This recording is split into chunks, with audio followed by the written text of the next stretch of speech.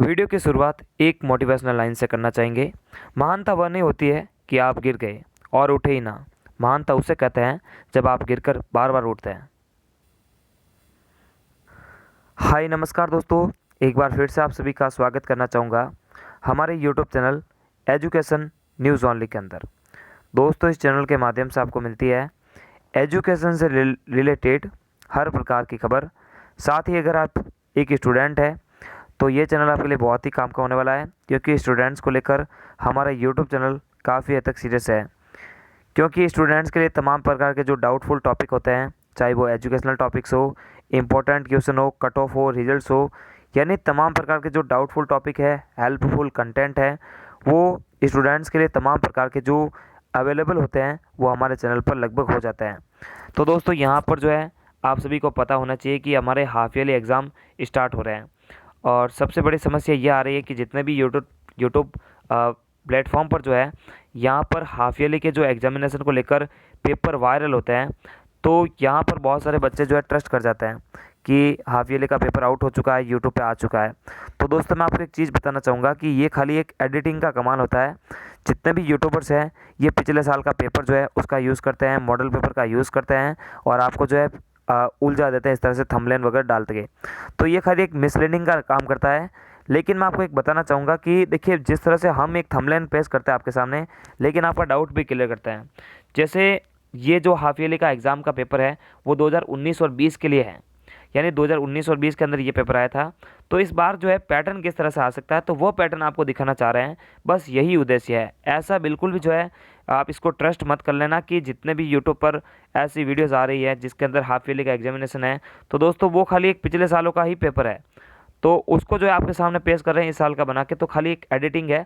लेकिन मैं सिर्फ आपके सामने ये चीज़ बताऊंगा कि ये जो पेपर है ये किस प्रकार से आता है, किस प्रकार से आपको तैयारी करनी है और कितने चैप्टर्स आपको कर लेना चाहिए, इसके हिसाब से कि आपका मार्किंग जो है वो यहाँ पर आ जाए। तो इस पेपर का जो है हम सारा लेने वाले हैं। साथ ही हमारे चैनल पर जो है जितने भी सब्जेक्ट हैं उन सभी को हमने क्लियर किया है। तो डिस्क्रिप्शन में उसका लिंक दे रखा है जिसके अंदर सभी सब्जेक्ट यानी मैथ हो, साइंस हो या फिर जितने भी सब्जेक्ट हो, हमने यहाँ पर कवर करने का पूरे प्रयास किया है। तो दोस्तों, वीडियो स्टार्ट करें उससे पहले हमारे चैनल का एक रूल्स है कि हम आपसे एक जीके का सवाल ज़रूर पूछते हैं। यदि उसका आंसर आपको आए तो कमेंट बॉक्स में कमेंट करके हमें ज़रूर बताएं। चलिए उस जीके के क्वेश्चन पर जो है नज़र मारते हैं। तो फ्रेंड्स, ये सवाल आपके लिए रहेगा, डेंगू का या डेंगू परजीवी का वाहक कौन है? तो पहला ऑप्शन आपके लिए है कि मादा एडिस मच्छर, घरेलू मक्खी, मादा एनोफिलीज मच्छर या कॉकरोच। तो इसका सिंपल सा मतलब है कि डेंगू जो है उसको फैलाने का जो वाहक का कार्य कर रहा है वो कौन सा परजीव है। तो यहाँ पर जो है इसका आंसर जो है हमें ज़रूर करें। ये साइंस से रिलेटेड है और साइंस का जीके का क्वेश्चन है। तो किसी भी टीचर से जो है आप हेल्प ले सकते हो, इसको नेट पर सर्च कर सकते हो, लेकिन इसका जो है आंसर आपको ज़रूर देना है और हमारे व्यूवर्स और सब्सक्राइबर को भी बताना है। चलिए वीडियो स्टार्ट कर देते हैं। तो फ्रेंड्स, आप देख सकते हैं कि लगभग हमारे जो है हाफ ईयरली के अंदर यही पैटर्न रहता है, जिसके अंदर देखिए, लेकिन देखो इस बार चेंजेस क्या हो जाएगा।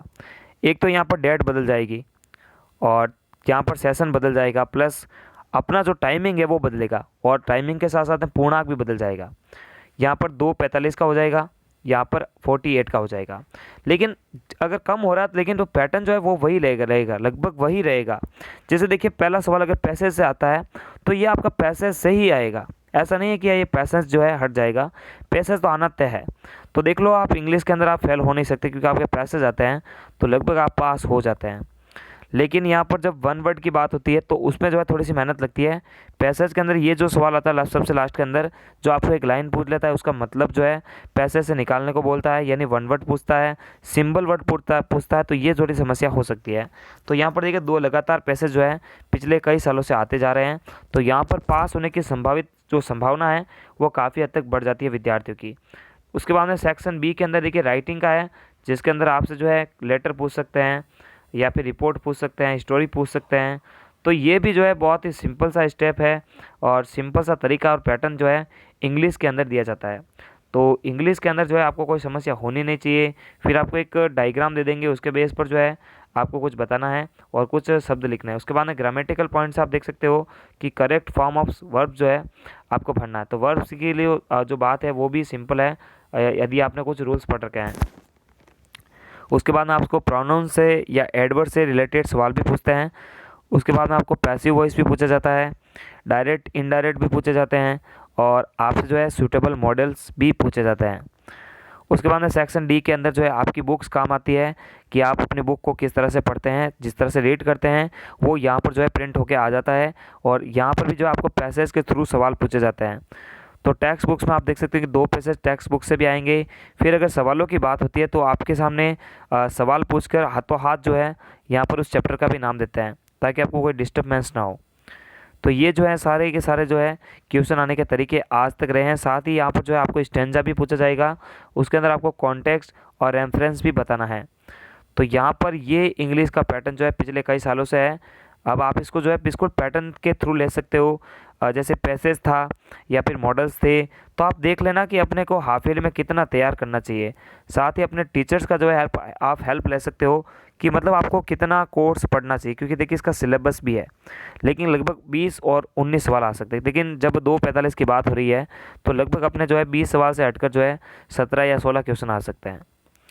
तो यहाँ पर घबराने का हो सकता है नहीं, ये हमारा इंग्लिश का पेपर था और इसको हमने जो है आपको बताने का पूरा भरसक प्रयास किया है। अब आप इस साल की तैयारी कैसे करो कि बिल्कुल इसके थ्रू ही करो, इसके जैसे ही जो है आपकी तैयारी होनी चाहिए। जैसे देखिए अगर आपके पैसेज जो है यहाँ पर लगभग देखिए 6 और 6 नंबर के 12 और 12 के बाद में 8 नंबर यानी 20 नंबर के लगभग पैसेज आते हैं। और यदि आप करेक्ट फॉर्म ऑफ वर्ब्स, क्योंकि देखिए ग्रामेटिकल पॉइंट्स के अंदर जो है टेंस सबसे इजी रहता है, मॉडल सबसे इजी रहता है, बाकी हार्ड हो सकता है। और टेंस क्लियर होगा तो आपका पैसिव वॉइस भी क्लियर हो जाएगा।